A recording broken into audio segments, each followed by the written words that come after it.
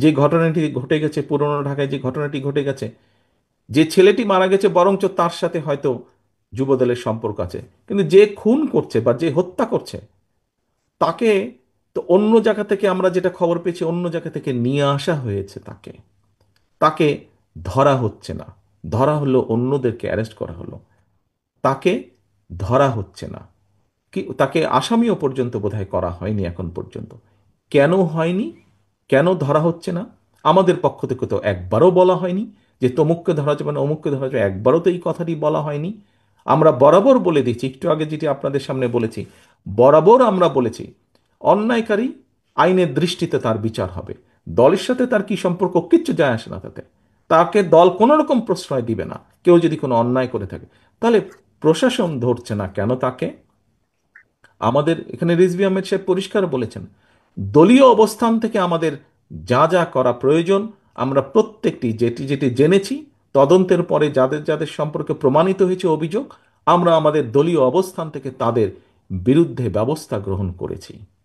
আইন শৃঙ্খলা বাহিনী কেন তাহলে বসে আছে? আইন শৃঙ্খলা বাহিনীকে চালায় কে? বিএনপি তো চালায় না, চালাচ্ছে তো সরকার। তাহলে সরকার কেন ব্যবস্থা নিচ্ছে না তাদের বিরুদ্ধে? সেটি দলেরই হোক বা সেটি অন্য কোনো লোকই হোক, কেন ব্যবস্থা নিচ্ছে না? প্রিয় উপস্থিতিবৃন্দ, দেখুন,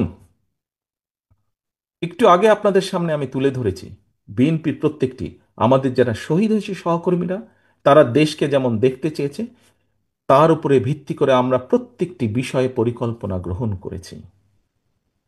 কিন্তু একটি শব্দ প্রায় বক্তব্যে উঠে আসে, ষড়যন্ত্র।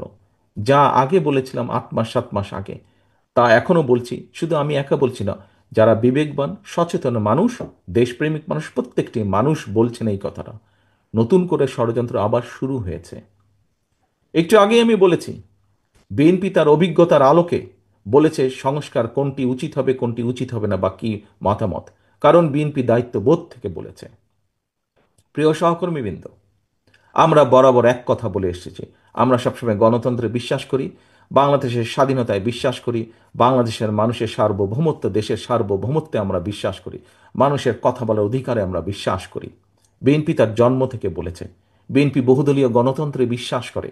এই কথাটি শুধু বলেনি, এই কথাটি প্রমাণ করে দেখিয়েছে। বিএনপি সংসদীয় গণতন্ত্রে বিশ্বাস করে। বিএনপি শুধু বলেইনি, দেশনেত্রী খালেদা জিয়ার সময় আমরা এটি প্রমাণ করে দিয়েছি প্রেসিডেন্সিয়াল ফর্ম থেকে পার্লামেন্টারিয়ান ফর্মে কনভার্ট করার মাধ্যমে। বিএনপি এই কাজগুলো যেগুলো বিশ্বাস করে, বিএনপি প্রমাণ করেছে বিভিন্ন সময় কাজের মাধ্যমে বিএনপি যা বলে। কিন্তু আমরা কি দেখেছি? অনেকগুলো রাজনৈতিক দলকে আমরা দেখেছি, কারোর সাথে আমরা দেখেছি, কারোর ব্যাপারে আমরা দেখেছি স্বাধীনতা যুদ্ধের সময়ের ভূমিকা। যখন বিএনপির প্রতিষ্ঠাতা শহীদ রাষ্ট্রপতি জিয়াউর রহমান স্বাধীনতার ডাক দিয়েছিলেন, সেই সময় আমরা দেখেছি দেশের স্বাধীনতার বিরোধিতা কে করেছে, কাদের পক্ষ নিয়ে দেশের স্বাধীনতার বিরোধিতা করেছে।